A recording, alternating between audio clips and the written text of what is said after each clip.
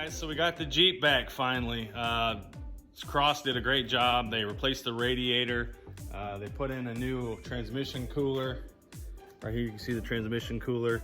I got the hood open today because I'm going to be doing the brake job that needs to be done. That front brake caliper on the passenger side is dragging, causing some drag on the rotor. So I got the hood open. I'm going to fill it with some brake fluid as I go through and bleed the brakes. But first I need to put on the rotors, the calipers, and change out the brake lines. So we're going to get started on that today. Also, I picked up a couple things at the auto parts store when I got the brake fluid. This third brake light right here. I didn't put a third brake light in whenever I did the tire carrier, so that's going to go on today. And then I saw these seat covers. I may not be able to get these to fit on, but it looks like the shape of the seat that I have, give or take. So we're going to see if we can't get those put on and see how it is, and see if they're gonna fit. So let's get rocking on this today. Excited to get the Jeep back on the road. All right guys, so this right here is the custom covers Toledo tan and black seats. So I got these at O'Reilly Auto Parts. So what I'm gonna do is I'm gonna try and install those on the 2006 or 2005 rather Rubicon that I've got. Not sure how these are gonna go, but they're a cheap $27 cover. They're a vinyl. It's not leather, but it's not a bad looking piece. Looks like it's about the shape of the Jeep seats. Comes with this Velcro piece at the bottom right here to secure it. I'm gonna put them on just to see how they are and see how they look and how they fit. I'll let you guys know how this all works out. So when you're looking at these seat covers, inside there's this little hoop here that goes around the headrest, and then this comes down and connects to the bottom to help clip it in. So what I'm going to do is put this along the top here, secure it down right there underneath the latch right here, and that'll help secure it whenever we get it all on. So I'll put this piece down as far as I can get it, and then again that clip comes down the bottom here, and then we can connect it underneath when we put the bottom piece on. All right, so again, we're gonna do the bottom piece now, wrap it underneath and stretch it along to the back. Now you can see it's pretty decent vinyl. It has a decent shape to the seat right here in the bolster. It's a little baggy, but these are cheap universal seat covers. So let's go ahead and get this underneath, and this goes underneath the seat and Velcros once we get it on. So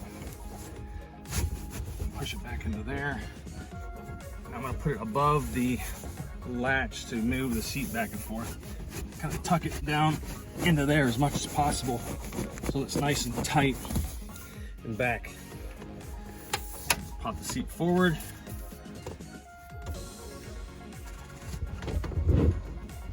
So we can get underneath to attach the straps underneath. It's not made for the Jeep, so you'll need to cut out this piece here to get it around. So what I'm gonna do is I'm gonna try and make it as tight as possible around here, so that whenever I cut it out, it situates nice and tight. And the only thing I'm gonna do is just do a nice small little incision here. Right, not huge, just small enough to where I can stretch it around this piece without tearing anything. Just like that. Small down here. And I'm gonna tuck it behind this latch piece right there like that, and that just makes it nice and pretty looking, just like that, so you can get to your lever right there, and it keeps the seat tight. You can see there's a little bit extra fabric in the back because I stretched it around the front, but just a small incision stretched it around that piece allows you to get to that. So, and there we are. There's the seats all complete. And that's how it looks. So I have tan interior in here, so I wanted something that's going to be tan as well. It doesn't have the perfect fit around here and around here, and this right here these are kind of probably better for 2002 2003s. They don't have the notch in the headrest, but it works. It'll keep my stock seats looking a little nice, and still has the tan and the black combo, which is what I'm going to go with on this Jeep. So it's not a bar tack, but it's also not $309 like a bar tack. All right, there they go. The seats are in. Seat covers rather. So like I said, $27 per side. Not a bad little price. They're decent. Vinyl, I'm not sure how long they're gonna last. That's what it looks like. Not bad look. I like them. We'll see how they last. I'll keep you guys updated. Let me know what you guys think.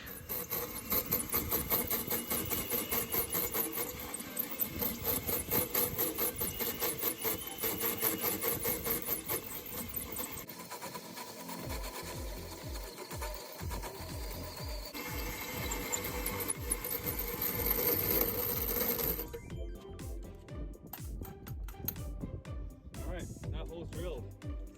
All right, so we put the wires through here, this hole that we did. It's a 2 1/4 inch hole for the 2-inch light. So I'm gonna put this bushing piece on here and make sure it fits nice and flush in there like that. And then you've got the light itself. So I'm gonna go ahead and connect these, black to the black and red to the white on the wire for the light. There's the black one on. We'll connect the red one to the white wire.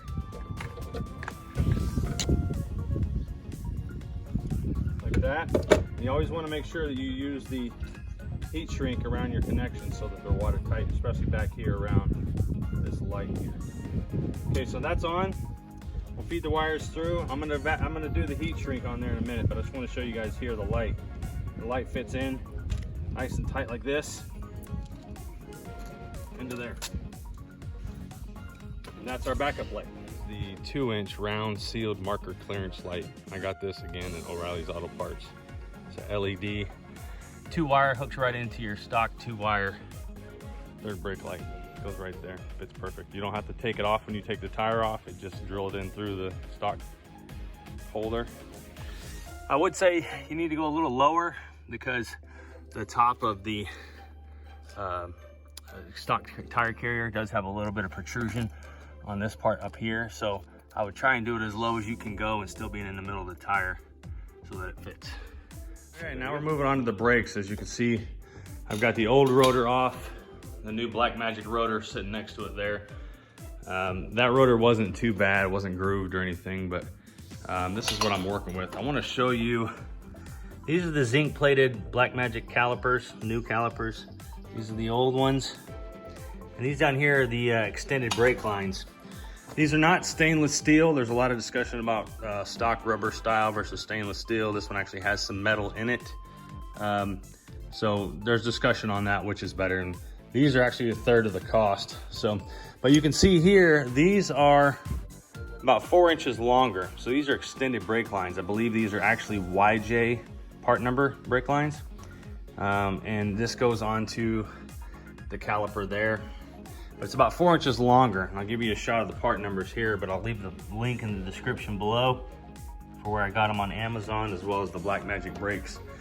So I'm gonna get a wire brush, clean up these lugs a little bit, spray some brake cleaner on all this here, clean it up as much as I can, and then get the calipers disconnected and drain the brake lines and start. All right, and there they are, installed. Pads and calipers and rotors, new lines right there.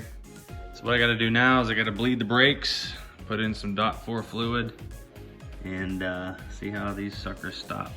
All right, so that side's done as well, but no Black Magic brake job is done without sticking your Black Magic brake decal on there. So, all right, wheels are on. Never pass up the opportunity, guys, to clean your wheels when they're off the vehicle.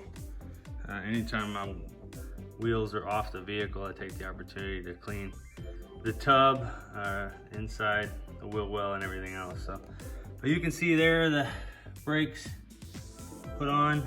I still need to bleed the brakes all the way around and get the pedal working properly, but there it is, all on. We had a discussion about the radiator, but they also did the torque converter on the Jeep, and then I went ahead and had them put on the catalytic converters that I had gotten, the MagnaFlow cats, because they only charged me $200 to install them. So, I mean, it's worth them doing it for $200, and I didn't have to worry about fighting with the bolts or any rust or any stubborn bolts. So they went ahead and put them in for me, but let's take a look. There's the cats right there, and then the mandrel bends all the way down to the high flow cat down there. So I still kept the third cat because it was pretty high flow. The Jeep's got a very decent growl to it now. Real impressed with how it sounds. I really like it with the Banks Monster exhaust. So, but there she is, all done. All right guys, so thanks for watching the video. I just took the Jeep for a ride to break in the brake pads and do the break-in process, which is pretty lengthy. 5 to 7 stops, heavy to moderate stops from a 40-mile-per-hour roll. Let it cool for 15 minutes, do that process again, and let it cool overnight for 24 hours before you drive it. So once you get it all broke in, got the brake pads matted to the rotors, then everything should be good to go. It stops on a dime, it's working really well. Shout out to Black Magic Brakes. So if you guys like this video, you like what you saw, make sure you subscribe, leave a comment down below, hit that notification bell. I got a lot more coming up for this build. So take care guys, we'll see you next time.